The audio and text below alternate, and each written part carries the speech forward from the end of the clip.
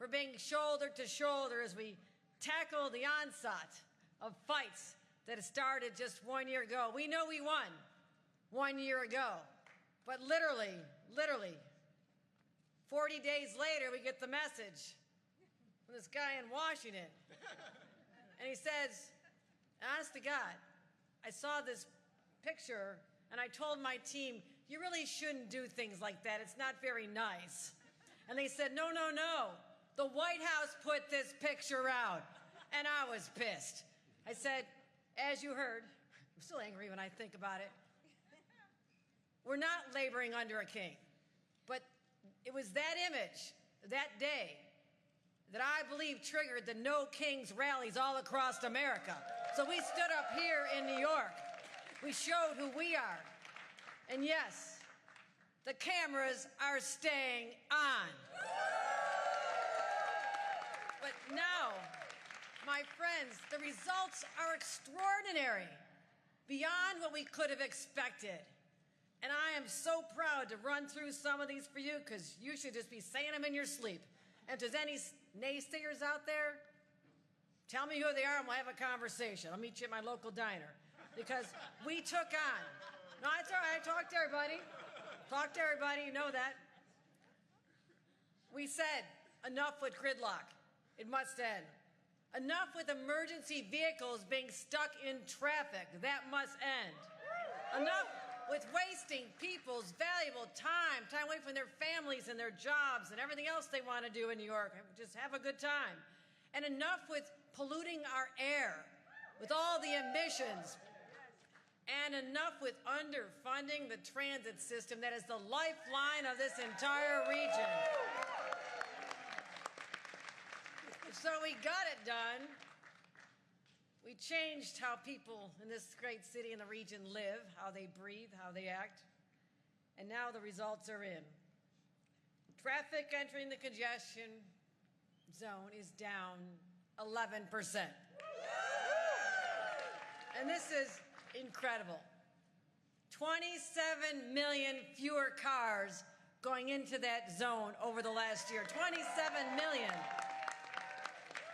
And the air is cleaner. Pollution is down more than 20% in 1 year. People with asthma are breathing better. Little kids don't have to worry about this. And our streets are safer. New York City recorded its safest streets in history. That's a long time. With crashes and injuries down in the congestion zone. And everybody who told me from the president on down, you're killing New York City, nobody's going to come, you know, traffic's down because the place is empty, no one's there. It's like, seriously? Have you been here lately? Because Manhattan, it's had some of its best years, the best year for Broadway. Everybody, sales tax receipts in the area that people said would be killed by this are up 6%. I mean, people are still coming, they're still shopping, they're still spending money. And best year for office leasing. So all the doomsayers said people are going to leave Manhattan and there'll be all these buildings that are empty. Best year for online leasing in 20 years, leading the nation. So we're moving. Speeds are up. Buses are faster. Transit ridership is up in the zone as well. But guess what? We gave you some time back. How does 25% faster coming through the Lincoln Tunnel sound? Oh, let me top that. How about 51% faster coming through the Holland Tunnel? About 25% faster going across our bridges into Brooklyn and Queens. That's time in your life that's precious. And I don't think anyone could have predicted that before congestion pricing, about 117 hours were lost commuting for New Yorkers, just stuck in traffic, 5 solid days out of your life, and now we have more time. How's it feel, everybody? Feel good to have time, right? Feels good? Feels good? You can focus on what's important. And I want to give a tribute, a shout out to all the true believers who decades ago talked about this. And some are not with us here today, some have passed on. But let's reflect on what it takes sometimes to get something done. Shouldn't take that long, but those who never gave up believing. They never gave up believing. I remember Dan Doctoroff talking about this a long time ago. I remember Kathy Wild has been talking about this a long time. There's so many. I can't give all these shout-outs, but all of you, Sam, everybody. So there are an incredible number of people who just said, I believe in this idea, I believe in this city, and I believe we can get it done, and we did. So thank you. Thank you to our heroes. So we had years of debate, years of study, litigation. Oh my God, how much I had to spend on litigation on this. The lawsuits, the critics saying it couldn't be done. So for those of you who are keeping score, I've got more than 10 lawsuits. We have a pretty good record. Every time it's gone before a judge, the judge says, no, the state is right, MTA's right, they're on the right path, they're doing this legally, and so why are we here?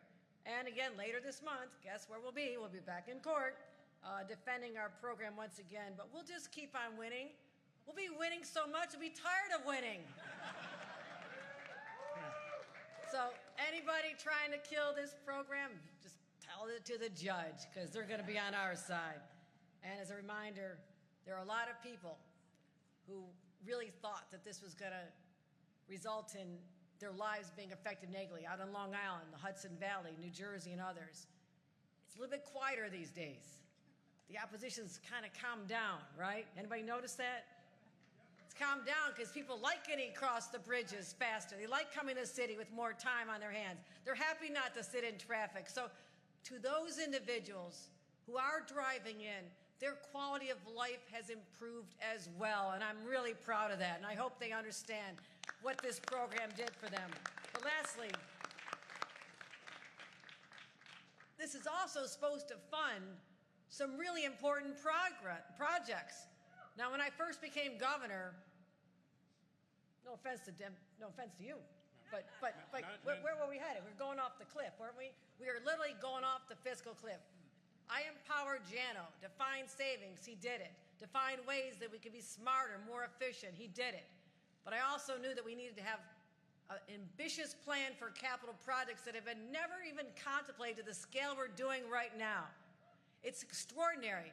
But this program will fund $15 billion worth of those capital projects that are improving our system, improving it. So, and we did a little bit cheaper too. Amen. Cut 40% off the costs, but getting the same $15 billion worth of projects. That is good news. That is good news. And so we're going to continue. I'm not letting up. I think this is fantastic. And it shows how when we have the audacious vision for New York that others may think about in other cities, just can't quite get it done. We know how to get things done because we're New Yorkers and we don't take no for an answer. Thank you, everybody. Thank you. Thanks to all the advocates, elected officials, and those who got us to the finish line here. Let me welcome another dreamer, a big audacious thinker, someone that we're so proud to work with over the next 4 years, and that is our mayor, Zohran Mamdani.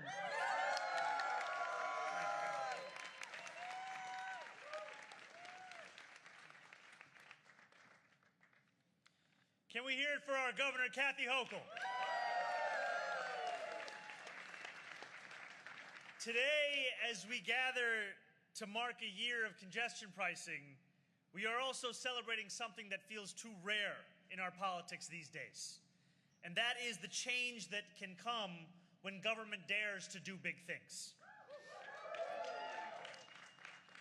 And we measure these things in statistics, and sometimes we lose sight of what it means in the lives of each and every New Yorker. Before I stood before you now as the mayor of New York City, I was an assembly member for Astoria in Queens.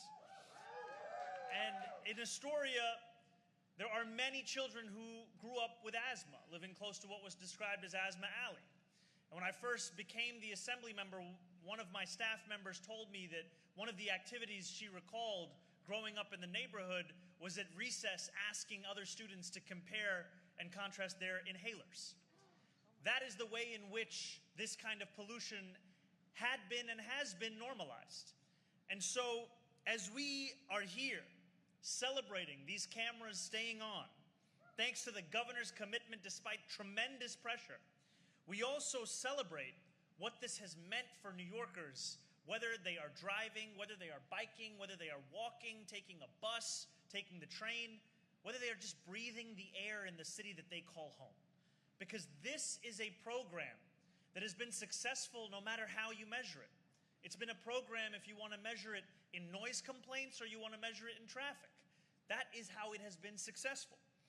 And what we are seeing is that it is outstripping even the fiscal projections of what it would raise in a calendar year. We were anticipating that the first year would yield $500 million, and there were concerns of, was that possible to hit? And what we found instead is that this program in a calendar year has now raised close to $550 million.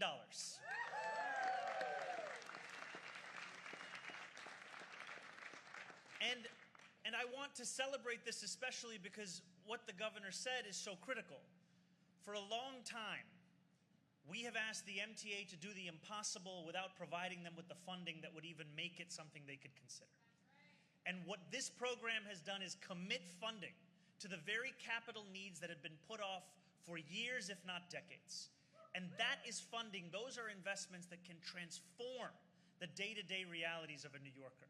And so as we celebrate the increase in transit ridership, we know that that increase could grow even further in the years to come as more and more money can be then spent on the infrastructure that would make that commute smoother, make it faster, make it more reliable.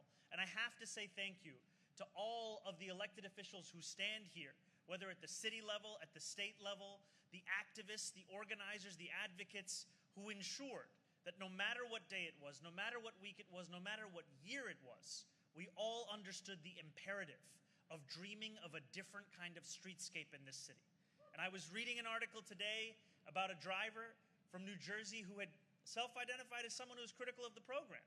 And he said, look, for all the $9 I'm spending, I'm now actually saving money I would have been spending on parking fees because I can now park on the street.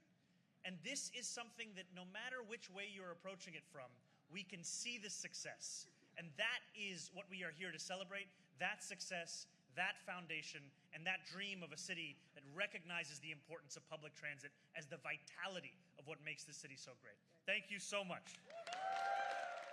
And now, our MTA Chair and CEO, Dano Lieber.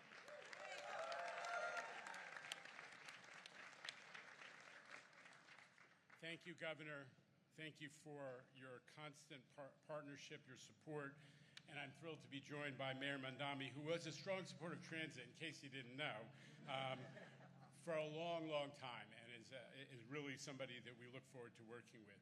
Governor, it's the YMCA, so I was sort of hoping that the president would roll in here doing his YMCA dance in support of congestion pricing, but I guess I'm going to have to wait to see whether he does it when we go to court in a month. Listen, you hit all the highlights of the benefits of this, that we've achieved in the first year of tolling, and you're right that it's going to bring us more benefits, more than just less congested streets. It's the new train cars that you're making possible, the new signals, the more ADA elevators. We are changing the city by making the subway system truly accessible for the first time. And we're making it easier to know what congestion pricing is paying for by actually putting up proper signage that's going to say, this was paid for by congestion pricing, and that was paid for by congestion pricing. Listen, 2025 was an unbelievably huge year for the MTA. You put out a press release about it. 1.9 billion trips across the system, record on-time performance, subway, Long Island Railroad, Metro North, surging customer satisfaction, which is what we all want. And we're knocking out those capital projects funded by congestion pricing faster and better and cheaper than ever before, on time, on budget, many cases under budget.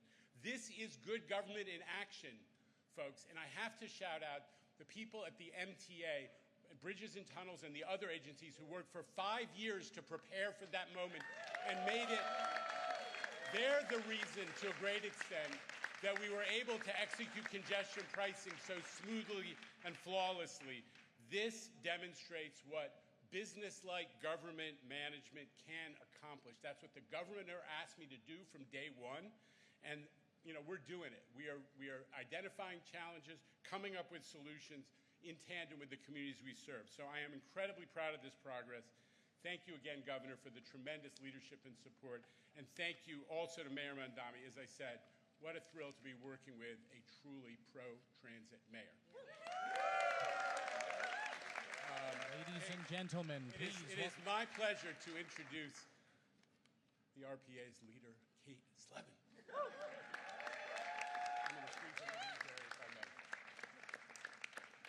Good afternoon, everyone. Regional Plan Association is really honored to be here with the governor, the mayor, and Jano Lieber, and so many advocates and external organizations who are part of the Congestion Pricing Now Coalition who have been pushing for this. There's dozens of groups, hundreds and hundreds of people, and thousands of people across the region who've supported this and made their voices heard and helped the government get it passed, and the governor's leadership really led the way. So if you're part of the Congestion Pricing Now Coalition, I want you to raise a round of applause for yourself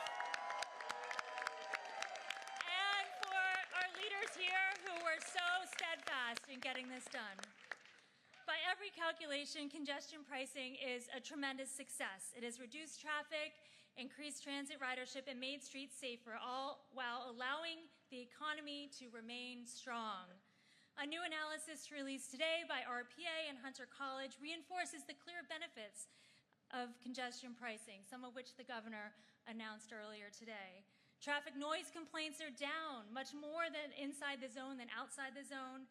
Serious traffic injuries are down by 8.6% in the zone, a 5-time reduction than places outside of the zone. Congestion pricing has delivered benefits not only to Manhattan, but also throughout the entire metro area. Traffic delays are down or unchanged throughout the region, including the Bronx, Staten Island, Long Island, and our friends in northern New Jersey. Ridership on Long Island Railroad and Metro North are up, and investments are being made in train cars and stations across the network as we speak. And if the MTA region is doing well, it helps the entire state. That's because upstate residents benefit from the tax revenue generated here that supports statewide government services. More than 80% of the personal income tax and 65% of sales tax in New York State are generated in the MTA region. And congestion pricing benefits don't stop at the state border. In fact, New Jersey bus riders, along with drivers coming into the Port Authority, are some of the biggest winners from congestion pricing in terms of time savings. And 100% of congestion pricing net revenue is going to the MTA's capital program. This not only improves commutes, it creates jobs. The MTA's capital program is really an economic powerhouse, generating 72,000 jobs across the state of New York and delivering benefits across the region and the country. Beyond all the benefits, I think the biggest takeaway today is that congestion pricing is no longer daily news. It has become part of normal life here in New York. Right. RPA stands committed and steadfast, ensuring the program remains in effect, continuing to deliver the benefits our region's residents deserve. Thank you, Governor, thank you, Mayor, and thank you, Jano, for your leadership.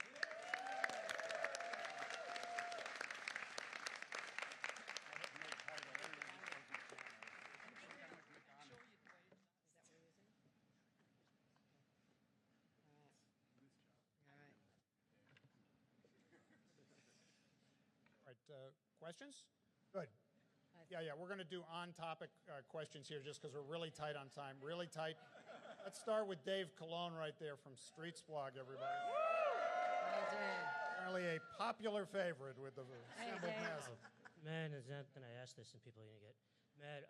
I had one for the governor and one for the mayor. Governor Hochul, can you talk a little bit about your evolution from the person who was the architect of the congestion pricing pause to the person who was the architect of the cameras are staying on? And Mayor Mamdani, can you talk a little bit about if the city has any plans to do anything more to grab a little bit more of the space dividend that we have this lack of cars in the city now? We want to obviously make more room for buses, cyclists, pedestrians, things like that. Do a little more than was done under Mayor Adams. The pause was related to the cost of congestion pricing. I wanted to find a path forward at a time when we knew that the number one concern that people had in our state was affordability. That was real. That's something I've been talking about a lot longer than anybody who just got elected a year ago, Donald Trump. So not talking about you, I'm talking about a year before. So it's not a new issue to us. And so I said, go back to the drawing board, and is there a way to fund the $15 billion we want in projects at a lower price point? I found that price point, and I think that's one of the reasons why there's less opposition to it from people who are paying that, because they're still getting the same benefit. So I called it a temporary pause. Might be some people in this room who didn't believe when I said temporary, I meant temporary, but maybe now you have a little more faith in me. I knew I'd get it back on. We did at a lower price point, and that's what I'm proud of. I wasn't talking about your election. Donald Trump, 2024. I know. I am very excited to be here, not only alongside the governor, but also alongside my DOT commissioner, Mike Flynn. And I've shared that when we were holding an interview for the position, one of the questions I asked was, how do we make this city the envy of the world when it comes to our streetscape? And the city has a lot of tools at its disposal to ensure that we are maximizing the benefits of not just this program, but of what it means to get around. And I look forward to not only sitting down and going through the different options we have, not only reading the latest Commonwealth report, but also starting to figure out what those steps look like and a near and medium term basis. All right, let's go to Andrew Siff, WNBC. Andrew. Ray, I'm rooting for you to stay healthy down there. Governor, I'm just wondering, I know you've had ongoing conversations with President Trump about this. You've told me about some of them. But how concerned are you that since the courts haven't been effective, that he might find a different technique, an executive order, take some other action to effectively end this toll? Well, we have an injunction to stop what he's doing right now. We feel very confident of our position in court. The courts have been heavily relied on since he took office to stop the insanity of his policies, right? We've been successful in many fronts. Literally, as I was driving over here, I got a call from the president, and I said, it's random, but I said, while I got you, what's happening with Gateway Tunnel? Because I need that turned back on. And I'm looking forward to working with you on Penn Station. And by the way, congestion pricing is working. So that kind of set off a nice conversation, but that's how it goes. And so I'm not afraid of taking on the fight with him or anybody else who attacks our authority as a state and a city to implement a policy that is for our own constituents. I will stand up and defend that right every day of the week, and we will win. Did he say anything back to you when you... No, I just kind of talk about Venezuela and all kinds of things. All right, These things are kind of surreal. I'll just leave that alone. But I said I disagree. This got to go to Congress. You got to get authority. Kind of important to do things like that. right. He's a bad guy, but you got to get authority. It's kind of how it's been for the last 250 years. Just want to say. Andrew, nice job working Venezuela into On Topics right there. Let's go to Evan Simko-Benarski with the New York Daily News. Hi, Governor. So it seems like in terms of the money that's being raised, you're about where you want to be. The reduction in automotive traffic is a net positive for the policy, but it's not quite where the original EA was hoping we'd be. You mentioned affordability. It's still an ongoing crisis. What are we looking at over the next couple of years, both in terms of your expectations for lowering car traffic into the city and also where the price point may go? I think it's important to note is people were saying that first drop in traffic was not going to hold. And we've seen in other cities it doesn't always hold. I think 1 year into it, we can say that we've perhaps permanently changed people's behavior. And there's no reason for them to go back. And that's what I feel really good about. I'm not one to spike the football, although good Buffalo Bills game yesterday. Sorry, love the Jets. I'm sorry, I love the Jets too, but they're not playing the Bills. I knew this was going to come up because I can't stop myself. But I'm not spiking the football on this because it hadn't been until now. Today I am, because I think 1 year of people's changing their behavior and their habits, and they're seeing the benefits of this, is something I feel confident in. So we'll keep the price point under federal law. It's scheduled to go up in 2028 and 2031. That's scheduled, but again, those are areas where the federal government may be weighing in later on in the future. But I'm going to keep fighting for this. I think the $9 is working. We're getting the money we need. As you heard from Jano, the projects that we've been able to unleash that were not able to be done, that needed to be done for decades because nobody had the guts to put this kind of money behind it and a plan behind it. I feel really positive about that. If you want to declare a state of emergency for the Jets, we get Josh Allen over there. You probably have the power, man. No disrespect in the Jets fans, but I didn't see any in that stadium yesterday. That's a little too cold. I don't know. I mean, maybe you should have come up and rooted for the team. I don't know. All right, we got time for one. Samantha Liebman right there in the front row from New York 1. Sam. Hi, Governor.